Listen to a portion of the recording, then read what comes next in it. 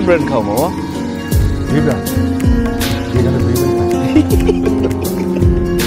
এই, তোমরা কি এখানে খাড়া খাড়া দুজনে সিগারেট খেতেছো? মুখ দিয়ে ধোয়া বাইরে তো দেখো না আম্মা সিগারেট খাইতেছে। আমি সিগারেট খাচ্ছিলাম না, ওই রাজু সিগারেট খাচ্ছিল। এই সিগারেট খাস কি বলো মামা? আমি খাচ্ছিলাম মানে তুমিও তো খাচ্ছিলা। একদম। খবরদার রাজু ভাই, আব্বার দোষ দিবা না।